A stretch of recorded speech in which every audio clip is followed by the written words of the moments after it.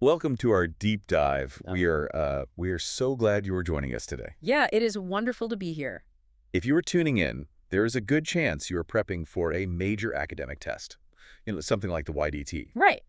Or any advanced English exam, really. Exactly. Yeah. Or maybe you are trying to find better ways to communicate in your workplace. Hmm. Or you might just be insanely curious about how the English language actually functions in daily life. Which is a great reason to be here. It is. Whatever brings you here, you are in the perfect place. Today, we have a very specific, incredibly useful mission. We are going to explore a highly curated collection of 30 powerful English expressions. 30 is a big number. It is, but let me be clear right away. We are not just going to read you a dry vocabulary list. That is not how we do things here. Definitely not. We're going to pull these phrases apart. We have grouped them into 5 distinct themes, and we're going to look at the exact situations where native speakers actually use them. And, more importantly, the specific grammar rules you need to know so you do not fall into traps on your exams. Yes. By the time we finish this exploration, you are going to understand the mechanics of these phrases with total confidence. What's fascinating here is that language is incredibly organized, but not in the way a dictionary is organized by the alphabet. Right. It's not just A to Z. Exactly. Language is categorized by how we actually experience the world. If you think about your own life, you experience the passage of time. You are forced to make difficult decisions And you run into unexpected problems. all the time. You have to communicate with the people around you. And through all of that, you feel complex internal emotions. Those are our 5 themes for this deep dive. I love that. Mastering these 30 phrases is about understanding the psychology behind them and the structural framework that supports them.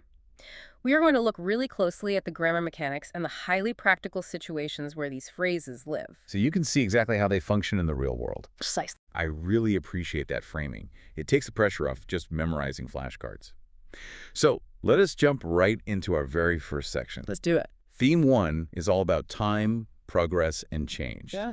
We're looking at how we talk about the passage of time and the intense effort that we have to put in over long periods. Time is always a major factor in exams and in life. Absolutely. Yeah. Our first 2 phrases are in the long run and sooner or later.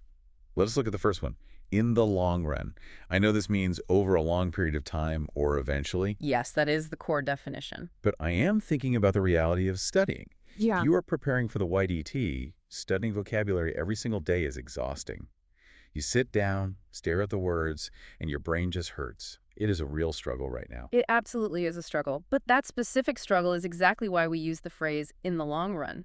We use it to connect present difficulty to a future benefit. Ah, so it links the pain to the payoff. Exactly. You are memorizing those words today, which is painful, but it will significantly benefit your YDT score in the long run. We are acknowledging the current pain, but we are pointing the listener directly toward the massive ultimate payoff. Okay, that makes sense conceptually. But if I'm writing an essay or speaking to an examiner, how do I actually structure my sentence around it? Do I just drop the phrase anywhere I want? Linguistically, there is a very deliberate pattern native speakers use here. If you are taking a grammar test or writing an academic paper, you need to know that in the long run is almost always placed at the very beginning or at the very end of a sentence. Really? Just the beginning or the end? Yes, this placement is not an accident. It is designed to visually and audibly show the ultimate result of a current action. You do the hard work now, and at the end of the sentence, you place in the long run to emphasize the final destination. So it is about a planned, positive result. But what if we are talking about something we are trying to avoid? Ah, a negative outcome. Right. Something that is not a planned benefit, but more like a consequence. That brings us to sooner or later. This means it's sometime in the future, even if we do not know exactly when. It's looming out there. Exactly. Hmm. I am thinking about a student who just completely ignores their grammar weaknesses.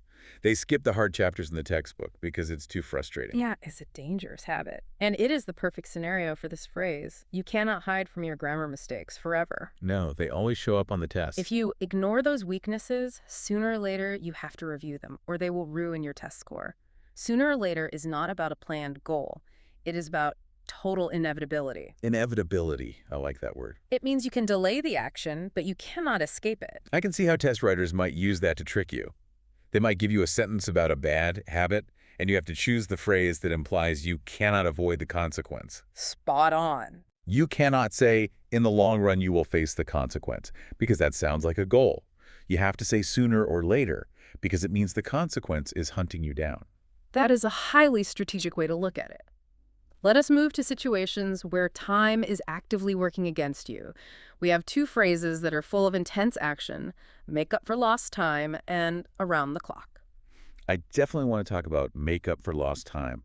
This means to do something quickly or intensely because you could not do it earlier. The feeling of being behind. Yes.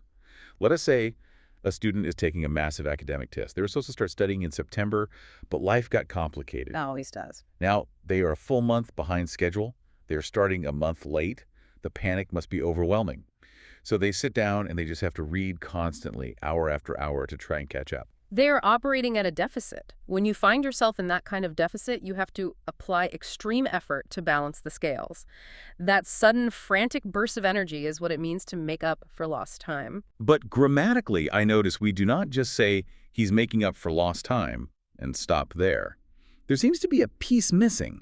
How so? Well, how do we describe what he is actually doing to catch up? This is a critical structural detail, especially for B1, B2 level exams. Notice what native speakers do here. Make up for lost time is very frequently followed by an action verb ending in ing.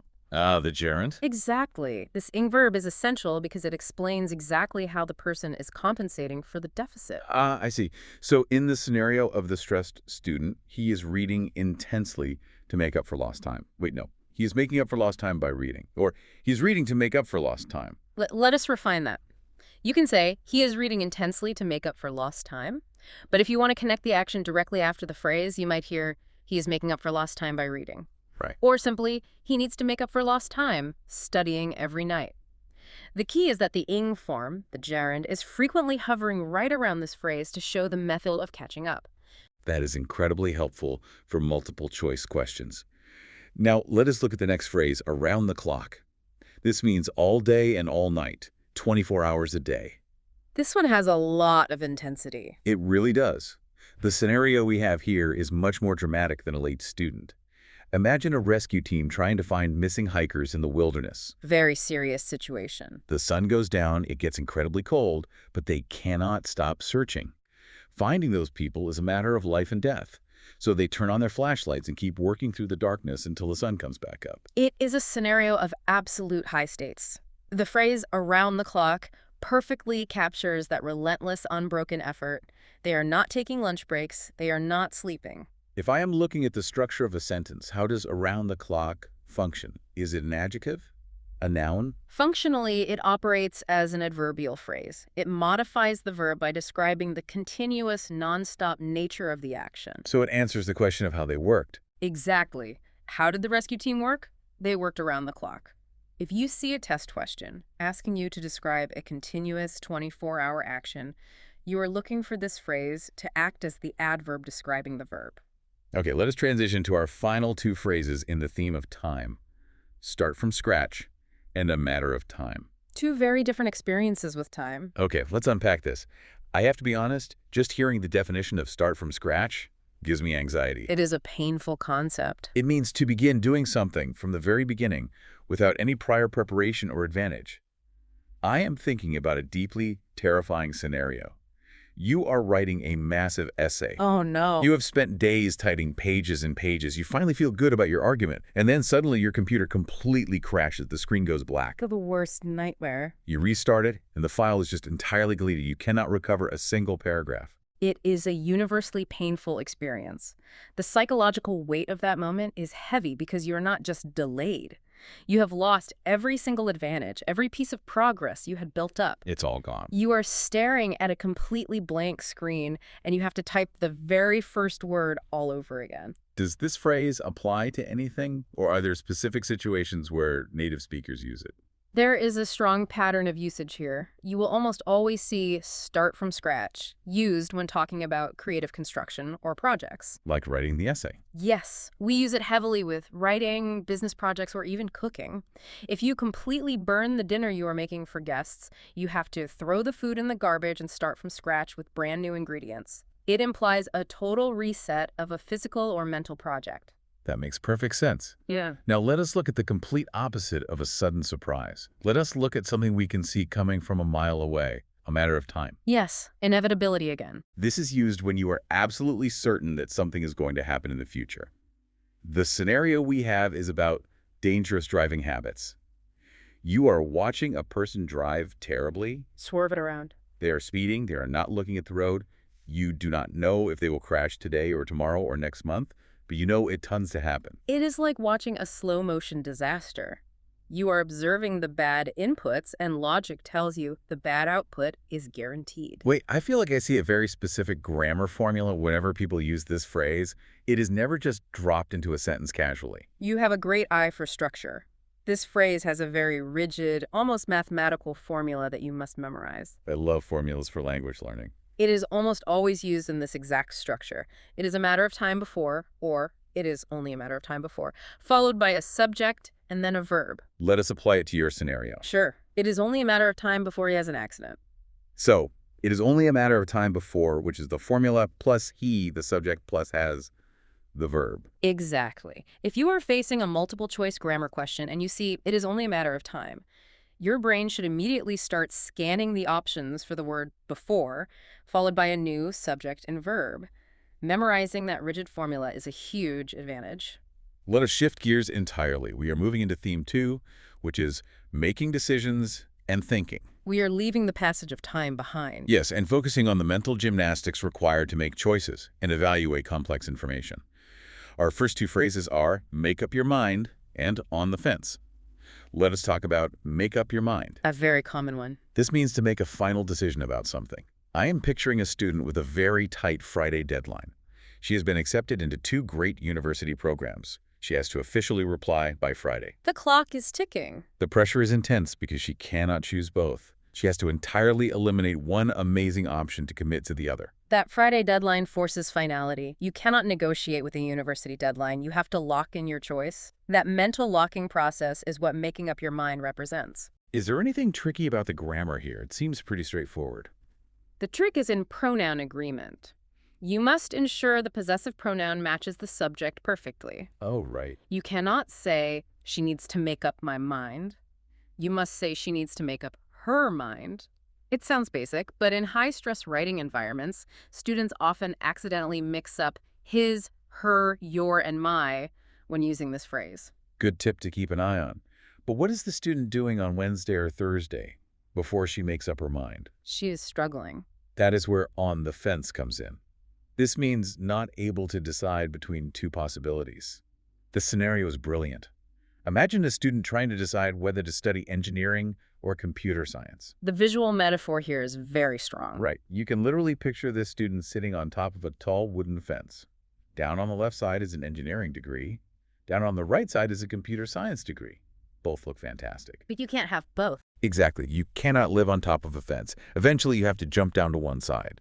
But right now, she is just balancing there, totally paralyzed by the weight of the decision. It is a great image, and it dictates the verbs we use. Because on the fence is a visual idiom about a physical location, it is heavily tied to verbs of state or position. What kind of verbs? You will almost always use it with the verb to be or the verb to sit. You would say, I am on the fence, or she is sitting on the fence. You would never say, she is walking on the fence, or she is jumping on the fence. It describes a static, frozen state of indecision. So while we are sitting on that fence, how do we process all the information we need to make a choice? That brings us to our next pair, bear in mind and take into account. These are essential for academic reasoning. Let us explore bear in mind, which is identical to saying keep in mind. It means to remember a piece of information when you are making a decision. We use this when there is an unchangeable reality that governs our choices. Exactly. Let us go back to the reality of taking a tough exam like the YDT. You sit down, open the booklet, and the very first thing you have to bear in mind is that the reading section takes exactly 60 minutes. That is a hard rule. That time limit is not a suggestion. It is a rigid, unbending fact. As you plan out how many minutes to spend on each passage, you have to hold that 60-minute reality in your mind the entire time. If you forget it for even 10 minutes, your entire strategy collapses. Grammatically, there is a very common structure used to introduce this kind of rigid fact. Bear in mind is frequently followed by the word that, which then introduces a full clause. Okay, let me hear an example. Bear in mind that the reading section takes exactly 60 minutes. The word that acts as a bridge to the unchangeable fact. Now contrast that rigid rule with take into account. This means to consider or remember something when judging a situation. But it feels much softer to me. It is much more flexible. The scenario is a teacher grading an essay. The essay is not very good. Normally, the teacher would just give a low grade. But the teacher knows the student was severely ill last week, so the teacher takes the recent illness into account when grading. The difference here is profound. Bear in mind was about a rigid rule you cannot change. Take into account is about empathy and flexible evaluation. A human element. Yes. The teacher is bringing external information, the illness, into the grading equation. By factoring it in, the teacher softens the final judgment. The teacher is modifying their evaluation based on human context. Does the grammar reflect that flexibility? With bear in mind we used a full clause. How does take into account work? Yes, the flexibility of the meaning is mirrored in the flexibility of the grammar. You have options for where you place the object. Oh, really? You can place the object right in the middle, splitting the phrase, the teacher took the illness into account, or you can place the object at the very end, the teacher took into account the illness. Both are perfectly correct and natural. It gives you great stylistic freedom when writing. That is great for essay writing. Let us keep looking at how we evaluate things. Our next two phrases represent two completely different ways of thinking, pros and cons versus rule of thumb. Two very common cognitive tools. Let us look at the analytical approach first. Pros and cons means the advantages and disadvantages of something. The scenario is classic buying a new laptop. You want to make a smart choice, so you weigh the pros and cons of each model. This is a highly systematic way of thinking. Right, I picture someone literally drawing a line down the middle of a piece of paper. On the left, the pros, this laptop is lightweight, the battery lasts 10 hours. On the right, the cons, it costs a fortune, the keyboard feels strange. Very logical. You are logically breaking down the positive and negative traits to make a calculated decision. If you are an academic student, this phrase is absolutely critical. In university environments, and especially in reading comprehension tests, pros and cons is a foundational concept. How is it usually tested? Furthermore, native speakers pair this phrase with very specific verbs of evaluation. You do not just look at the pros and cons. You weigh the pros and cons, or you consider them. Think of a physical scale, placing advantages on one side and disadvantages on the other to see which is heavier. I love that visual of the scale. But sometimes we do not have time to build a list and weigh a scale. Sometimes we just need a mental shortcut. Life moves too fast sometimes. That is where rule of thumb comes in. This phrase means a practical and approximate way of doing something based on human experience rather than exact science. Let's hear the scenario. The scenario given is about health advice. As a general rule of thumb, you should drink 2 liters of water a day. This is a perfect example of a cognitive heuristic, a mental shortcut. Let me make sure I understand. If I go to a doctor, the doctor might say my exact hydration needs depend on my height, my weight, the local humidity, and how many miles I ran that day. It is an exact science. Very complicated to calculate. But I cannot do that complex math every single day in my kitchen. So human society just created a shortcut. Drink 2 liters. It is not perfectly exact for everyone, but based on general experience, it works well enough. It is a practical guide. Exactly. When you use this phrase in communication, it serves a specific purpose. It signals to the listener that the advice you are about to give is not a strict, unbending law. It's more forgiving. It tells them, this is a helpful, experience-based guideline, but use your common sense. It introduces practical wisdom rather than academic fact. We are doing great. Let us move into theme 3. We have talked about the passage of time, and we have analyzed how to make decisions. But let us be brutally honest. Life does not always go according to our careful decisions. It really does. Theme 3 is all about problems, challenges, and effort. This section is dedicated to situations that go terribly wrong and the massive effort we have to exert to fix them. The messy part of the human experience. Let us begin with situations escalating dangerously. We have out of hand and at stake. Out of hand means the situation is not under control. The scenario gives us vivid, almost frightening imagery. A protest starts peacefully, but it quickly gets out of hand when the crowd grows larger. Look at the trajectory of that scenario. It is a timeline of losing authority. That's a good way to put it. In the beginning, there are a few people holding signs, peaceful and calm. The organizers are in control. But as hundreds, then thousands of more people arrive, the dynamic shifts. The original organizers can no longer manage the energy. It grows beyond them. The peaceful structure dissolves. The situation slips completely away from anyone's control. You can feel the tension and the potential danger in that phrase.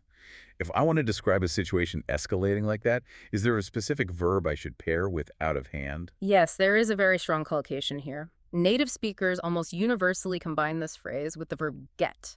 A situation doesn't just become out of hand, it gets out of hand. Like the party got out of hand. Exactly. The meeting is getting out of hand. You must link those two concepts together. Okay, so when a situation gets out of hand, there are usually massive consequences.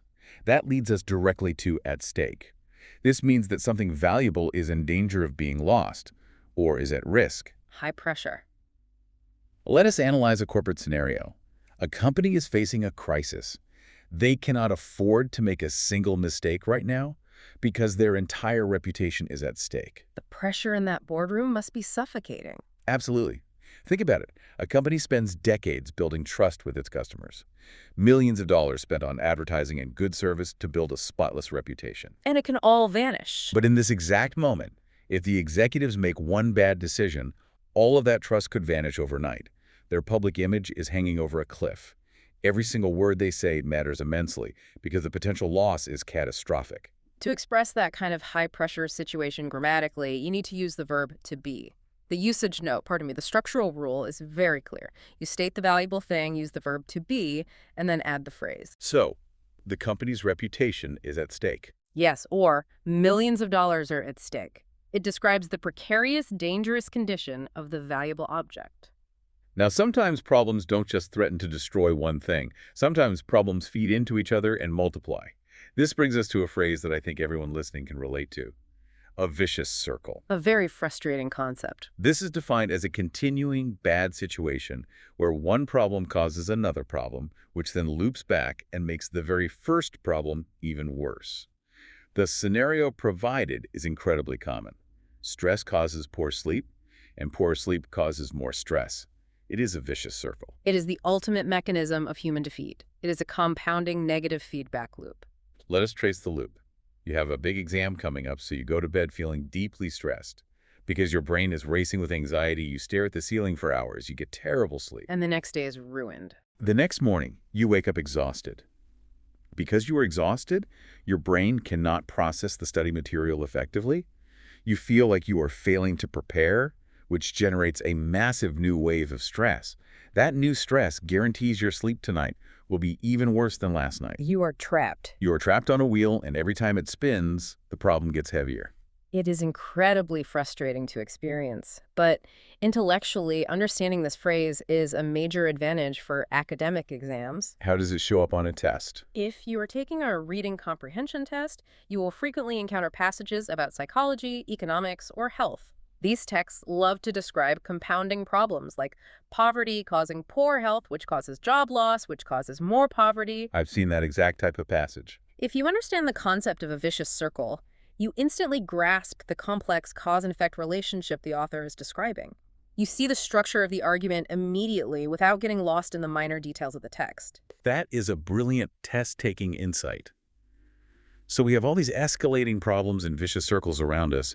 How do human beings react to them? We have coping mechanisms. That leads us to our next pair of phrases. Turn a blind eye and take for granted. These are both about how we perceive things, but in very different ways.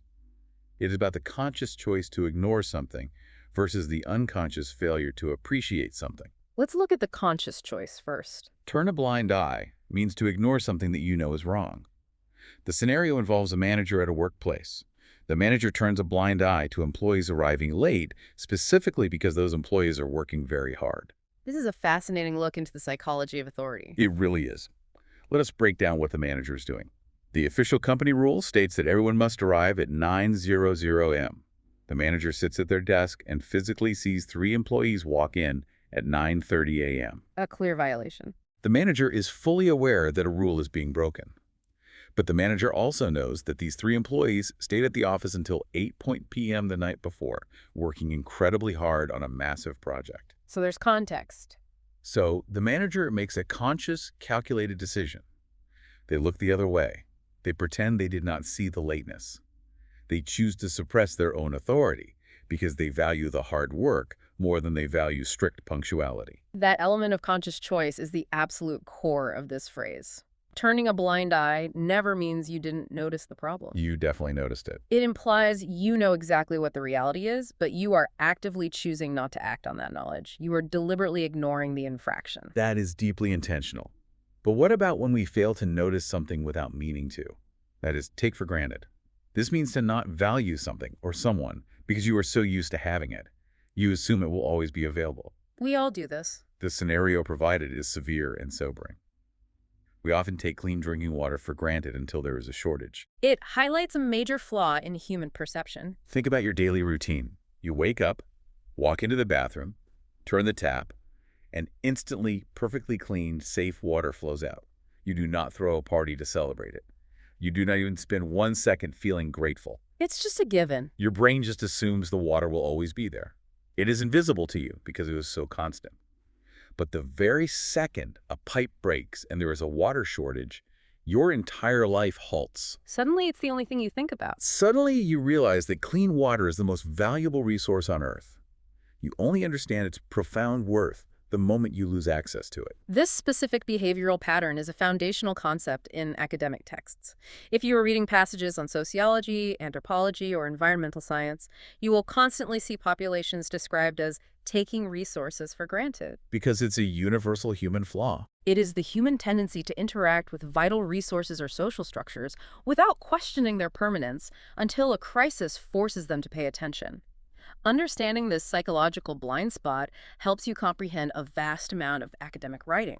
After discussing all these problems, ignored rules, and unappreciated resources, we need some positivity. We need a counterbalance. Let's bring in some motivation. And that brings us to the final phrase in Theme 3, go the extra mile. This phrase means to make more effort than is expected of you. I want to talk directly to you, the listener, right now, because the scenario provided here is entirely about your own dedication. This is directly applicable. If you want to get the highest score on your exam, you have to go the extra mile and study complex grammar structures. It is about defining what the baseline expectation is and then deliberately choosing to exceed it. Exactly. Let us imagine the baseline. Every single person taking the YDT is going to review the basic vocabulary list. Everyone is going to read the standard chapters assigned by their teacher. That is the normal mile. That will get you an average score. If you do that, you will get an average score. But if your goal is the absolute highest score, that normal effort is completely insufficient. You have to push past what the crowd is doing. You have to do the hard work. You have to open the advanced grammar book late at night. You have to spend an extra hour deciphering those complex sentence structures that the other students look at and skip. That additional, voluntary, unrequired effort is the extra mile. And native speakers use this phrase almost exclusively as a high compliment. When you describe someone as going the extra mile, you are praising their work ethic, their dedication, and their commitment to excellence. It is a highly positive professional and academic endorsement. All right, let us keep the momentum going. We are moving into Theme 4, which focuses entirely on communication and interaction. How we connect with each other. We are going to look at the tools we use to connect, how we share information, and sometimes how we brutally shut communication down. Let us start with absolute directness and absolute rejection. We have get straight to the point and out of the question. Okay, let's get into it. Here's where it gets really interesting. Get straight to the point means to talk about the most important thing immediately without wasting any time on introductions. The scenario sets a very clear, pressured scene.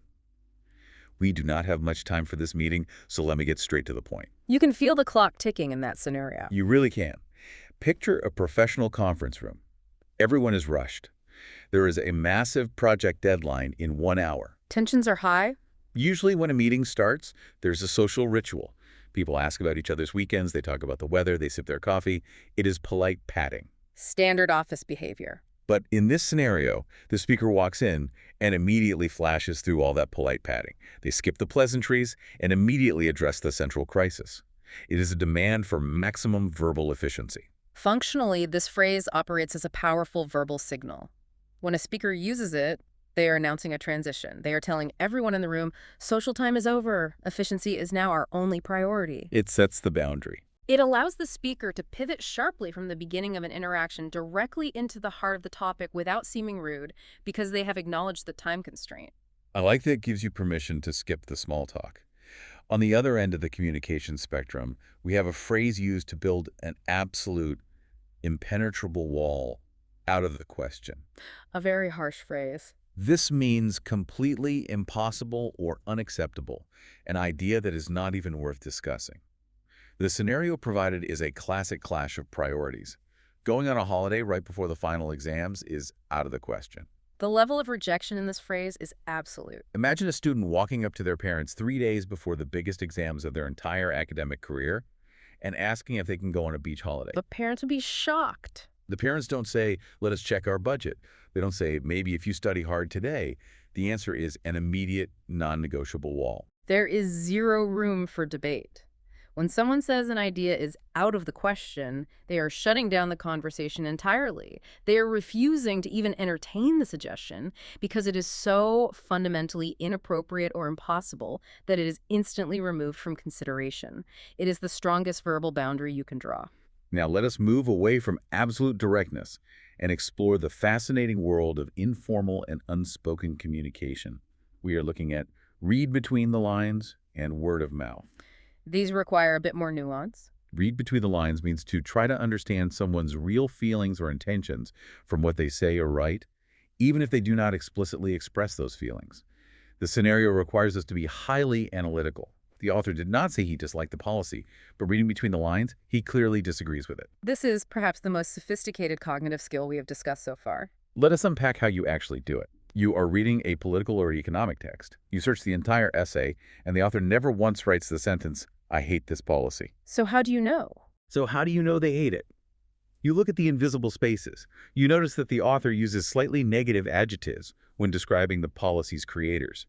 You notice they spend 5 paragraphs detailing the problems the policy might cause, and only one small sentence acknowledging its potential benefits. The structure gives it away. By analyzing the tone, the structure, and critically, what the author chooses not to say, you uncover the hidden truth. You extract the real meaning from beneath the surface of the text. If you are preparing for the YDT or any advanced reading exam, pay very close attention to this. Test creators design entire sections based purely on this skill. The dreaded inference questions. They will present you with a dense passage and ask an inference question. What does the author imply about the policy?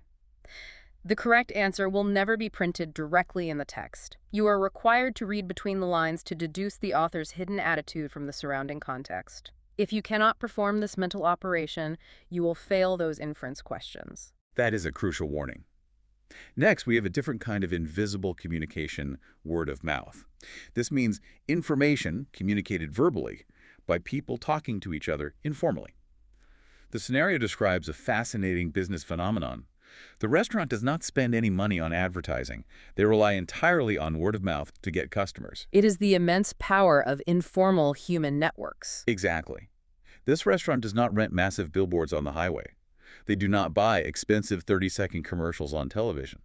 Instead, they invest all their energy into making incredibly delicious food. The product speaks for itself. One customer walks in, eats a fantastic meal, goes to work the next day, and tells their coworker. That coworker tells 2 friends. The reputation of the restaurant expands exponentially, entirely through organic, spoken conversations between everyday people. It is deeply informal, but it is infinitely more trusted than a paid advertisement. If you want to use this phrase correctly in a sentence, you need to pay attention to the preposition that usually accompanies it. You will frequently encounter it attached to the preposition by. Okay, so by word of mouth. Yes, information is spread by word of mouth. The success was driven by word of mouth. It highlights the verbal mechanism of transmission. Let us round out the communication theme with our final pair. We are looking at the desire to be included in information versus the complete failure of vocabulary to capture an experience. We have keep me in the loop and put into words. Let's start with the workplace phrase. Let us start with inclusion. Keep me in the loop. This means to keep someone informed about and involved in a situation or project. The scenario is a standard professional necessity. I cannot attend the meeting today, but please keep me in the loop regarding any new decisions. This phrase is all about maintaining professional responsibility and connection when you cannot be physically present. Right. The person speaking has a schedule conflict. They cannot sit in the conference room, but they're making it explicitly clear that their physical absence does not mean intellectual absence. You still want to be involved. They do not want the rest of the team to move forward and leave them behind in ignorance. They are actively requesting that their colleagues send them email summaries, notes, or quick updates so they remain inside the circle of knowledge. It is an incredibly useful phrase for modern workplace or academic communication.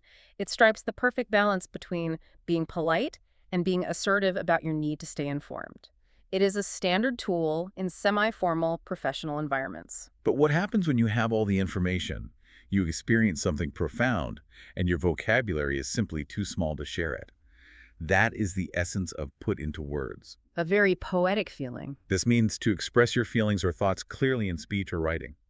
But look at the scenario provided. It is almost poetic.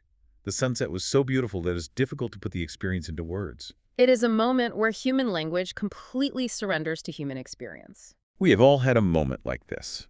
Imagine standing on the edge of a mountain or looking out over the ocean. The sun is setting and the sky is exploding with colors so intense and vibrant that your brain struggles to even process the visual data. You're just in awe. You feel this profound sense of awe in your chest. You turn to your friend or you pick up your phone to text someone, and you want to tell them how amazing it is. But when you search your brain for vocabulary, the English language feels utterly inadequate. Words like pretty just aren't enough. Words like beautiful, stunning, or pretty seem tiny and weak compared to the massive reality of the sky. The sheer power of the visual experience overloads your brain, and language completely fails to describe it. And that concept of failure is precisely how native speakers use the phrase. You will almost always see put into words used in a negative construction or used to express severe difficulty. We don't usually say it when things are easy. No, we rarely say, I can put this into words easily. We almost constantly say, it is hard to put into words, it is difficult to put into words, or I cannot put it into words. It functions as an admission that our emotional or sensory experience has vastly exceeded the capacity of our dictionary. Okay, let us take a deep breath. We are moving into Theme 5, our final section. We made it to the last group. This theme is all about states, feelings, and reactions. We have talked about the external world, time, jobs, communication. Now we are moving entirely inward.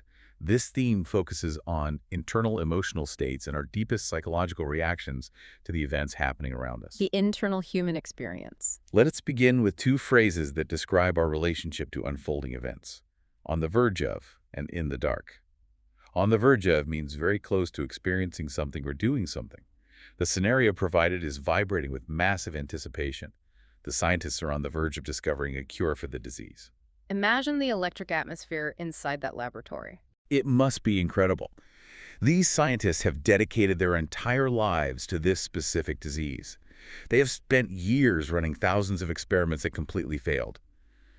But today, the atmosphere is different. The data is finally working? The data is finally aligning.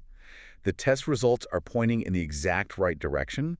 They haven't achieved the final conclusive result yet. The cure is not fully realized. But they are standing right on the razor's edge of a monumental, world-changing breakthrough. The tension must be massive. The anticipation is so heavy you could cut it with a knife. They are inches away from victory. To capture that feeling grammatically, you have to follow a specific structural rule. On the verge of must be followed by either a noun or a gerund, which, as we discussed earlier, is a verb ending in preing. Let's check the scenario. Look at the scenario on the verge of discovering. Discovering is the gerund. You cannot say on the verge to discover. You must use the ing form to correctly convey that sense of being balanced right on the edge of an ongoing action. Now, let us contrast that thrilling closeness with a feeling of complete isolation and betrayal. In the dark means not knowing about something that other people know about. This is a painful one. The scenario is a terrible story of workplace deception. The company sold the building, but the employees were kept in the dark until the last minute. This represents a profound failure of respect and transparency. Absolutely. Think about the mechanics of selling a massive office building. It takes months. Executives sit in closed boardrooms, signing complicated legal papers, negotiating with buyers, securing millions of dollars. The leadership team knows exactly what is happening. They have all the information. But the employees, the normal people whose daily lives and commutes are going to be completely disrupted by this sale, are intentionally isolated from the truth. They show up to their desks every single day, totally unaware that the floor beneath their feet has literally been sold. It's a horrible situation. The leadership is operating in the bright light of knowledge while deliberately forcing the employees to exist in a metaphorical darkness. When the truth finally comes out, the feeling of betrayal must be immense. And the vocabulary we use highlights that intentional deception. Notice the specific verb collocated with the phrase in the scenario. The employees were kept in the dark. Right. Kept. Native speakers frequently use the verb keep with this phrase to keep someone in the dark. This linguistic pairing emphasizes that the ignorance was not a simple accident or a communication error. It was an active, deliberate decision by someone in power to withhold the truth. This leads us perfectly to the internal pressures we face when dealing with difficult situations. Our next phrase is exactly that, under pressure. This means feeling stressed or forced to do something, usually by intense external demands. We all face this. The scenario here empathizes with a heartbreaking reality in education. Many students perform poorly on exams simply because they are under pressure. This highlights a critical distinction between intelligence and performance. It really does. Let us visualize a dedicated student. When they are sitting in the comfort of their own bedroom, casually reviewing their notes, they know the material flawlessly. They are incredibly intelligent. But the exam hall changes things. But then the day of the white key arrives. They walk into the massive, silent exam hall. The instructor says, "You may begin," and the clock starts ticking loudly. Suddenly, the student remembers that their university acceptance and perhaps their entire future career depends entirely on this single 2-hour window. That's a huge burden. That external demand creates an immense, crushing psychological weight. The stress becomes so loud in their brain that they literally cannot access the knowledge they possess. When they receive a poor grade, they didn't fail because they lacked knowledge. They failed entirely because the sheer weight of the pressure broke their concentration. Grammatically, we can use this phrase in two different ways to describe that dynamic. We can use it to describe a state of being using the verb to be, the students are under pressure. And what's the second way? Or we can use it to describe the action that causes the stress to put someone under pressure. The ticking clock and the high stakes put the student under pressure. It is useful to know both forms so you can describe both the victim of the stress and the cause of the stress. As we try to navigate these massive pressures, we often experience deep internal conflicts. That brings us to our next pair. Have mixed feelings and come to terms with. Let us look at conflicting emotions first. These are very nuanced states. Have mixed feelings means to feel both positive and negative about something at the exact same time. The scenario dissects a major life transition. I have mixed feelings about moving abroad. I am excited, but I will miss my family. It is an emotional tug-of-war inside your own mind. Exactly. Imagine standing in the airport with your luggage, getting ready to move to a new country. On one hand, your heart is racing with pure excitement. You're about to experience a brand new culture, eat amazing new foods, and start a grand independent adventure. The positive side. That is the thrilling positive side. But simultaneously, occupying the exact same space in your heart is a deep, heavy ache. You look back and realize you are leaving your parents, your best friends, and the safety of your hometown behind. It's a painful contradiction. You are holding immense joy and profound sadness in your consciousness at the exact same millisecond. It is a highly confusing, deeply human paradox. When you want to express that paradox in a sentence, managing those conflicting emotions requires a specific preposition. You will see that have mixed feelings is almost universally followed by the preposition about. About moving abroad. You have mixed feelings about moving abroad. A manager has mixed feelings about the new company policy. It is a small detail, but crucial for grammatical accuracy. And sometimes we are faced with situations that do not offer any positive feelings at all. We just have to find a way to survive the negative reality. That is the essence of come to terms with. Finding acceptance. It means to gradually accept a sad or difficult situation. The scenario analyzes a slow, painful mental struggle. It took him a long time to come to terms with the fact that he had failed the course. Notice the word gradually in the core definition. This phrase does not describe a sudden realization. No, it describes a grueling mental journey. Let us walk through the timeline of failing a course.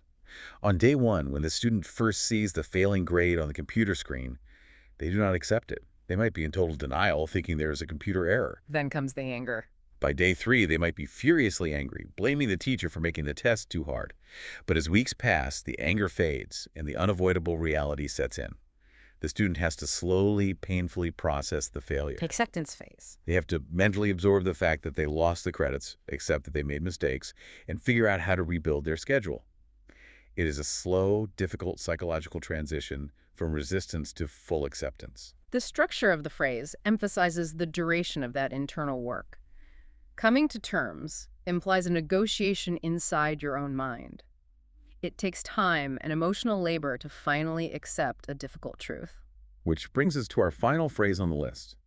We have explored 30 incredibly powerful expressions, and we are ending with the ultimate reaction of shock, at a loss for words. The perfect phrase to end on. This means unable to think of anything to say, usually because of extreme shock, surprise, or overwhelming emotion. Let us visualize the pure, overwhelming surprise in our final scenario. When they announced that she had won the first prize, she was completely at a loss for words. Picture the tension of an award ceremony. Yes. She is sitting in the audience wearing a nice dress. She knows she is nominated, and perhaps a small part of her hopes she might win, but she certainly isn't expecting it. She is clapping politely for the other people. Hey, just waiting. Suddenly, the presenter opens the envelope, leans into the microphone, and her name echoes through the massive room. The shock hits her physical body like a wave. She stands up, walks up the stairs to the stage, and the presenter hands her the microphone. And her mind just stops. She looks out at hundreds of people staring back at her, and her mind goes completely, utterly blank. The surprise and the intense joy are so massive that they literally short-circuit her brain's ability to access vocabulary. She stands there at the microphone, overwhelmed by the emotion of the moment, physically unable to formulate a single coherent sentence. The crucial psychological and grammatical detail here is that this is an entirely temporary state. She hasn't permanently forgotten how to speak English. She hasn't lost her intelligence. It's just a moment. The immense wave of surprise has simply overwhelmed her cognitive processing for a brief moment. Once the shock fades, her heart rate slows down, and she processes the reality of the prize, her words will return to her. At a loss for words describes a temporary paralysis caused by the sheer volume of human emotion. So after an hour of intense exploration, what does this all mean for you? We covered a lot of ground. We really did. We have just journeyed deeply through 30 incredibly nuanced English expressions. We've looked at how to measure time, how to evaluate difficult decisions, how to navigate escalating problems, how to cut through communication barriers, and finally, how to process deep internal feelings. You are now armed with 30 distinct, highly specific ways to navigate the complexities of life and language. These aren't just vocabulary words on a flashcard anymore. These are precision tools. We have broken down the grammar rules, the traps test makers set, and the psychology of why native speakers use them. It's about knowing how to use the tools. Whether you are aiming for total success on the YDT exam, trying to communicate with authority in your office, or just wanting to understand the human experience a little better, you now possess the structural and emotional understanding of how these phrases actually work in reality. This raises a really profound question, and it is something I want to leave the listener with, reflecting purely on the text we have explored today. Let's hear it. We learned earlier that sometimes a sunset is so magnificent, so overwhelmingly beautiful, that it is hard to put into words. Language fails us in the face of nature. Yet we have just spent this entire deep dive proving that with phrases exactly like these 30, we actually can capture almost every single element of human struggle. That's true.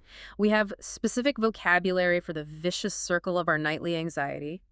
We have the exact structural language to describe how we slowly come to terms with our deepest academic failures. If the English language can evolve to perfectly describe all these intense external pressures, terrible betrayals, and complex internal realities, if it can describe all these complex realities, is it only a matter of time before you can perfectly articulate absolutely anything you experience? What a fantastic, provocative thought to end on. You have the tools now. Take these phrases, look closely at the world around you, recognize these patterns in your own life, and go the extra mile in your own language journey. It was a pleasure sharing this deep dive with you. Thank you so much for joining us on this exploration. Keep practicing, keep paying attention to those structural rules we discussed, and we will see you next time.